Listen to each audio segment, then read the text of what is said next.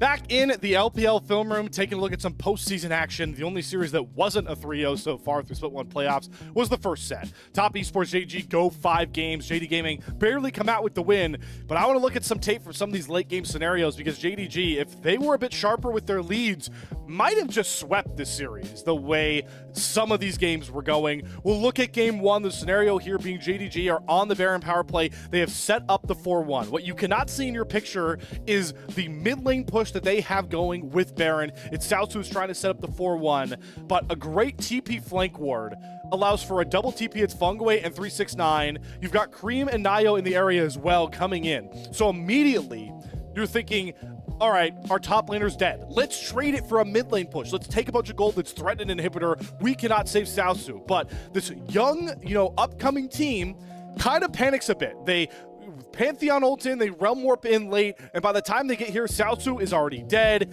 and it goes from bad to worse with a Vampire missing this Encore, sets up Cream. Again, there's a little bit of mechanical mistakes in this fight, but this is just a fight that JDG should not ever be taking. They should let their top laner die, trade plus gold on the other side of the map, and maybe they at least just keep themselves alive in this game, because instead they get ace and Top Esports run down bottom lane to steal away game 1. It's a worrying trend for a JD gaming team that we are hyping up to be potential championship caliber contenders later on in this year. Cannot afford to make mistakes like this, and this isn't the only time we'll see it, as we'll look ahead to game 3 now.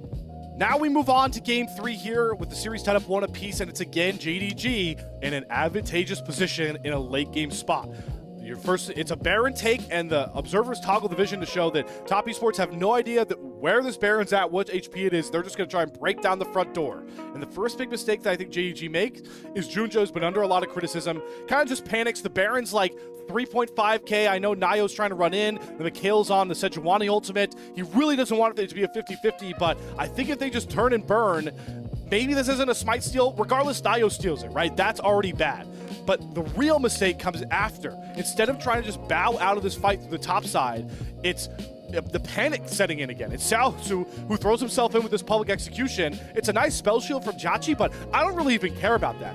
Why are we looking for this Ambessa ultimate when our team is not anywhere near correctly positioned? Junjo's no ult, Sejuani with a blinking health bar, Gala half HP off screen, and Vampire even further behind Honkyu, and Xiaozu throws himself into 5, and JDG freak out. They're like, our top laner is going in. We have to look for this fight. We have to find these kills that are just not there, and it's deja vu all over again. They get ace in a big late game team fight off of some questionable decision making. The Top Esports run down the closest lane with minions to steal the game and get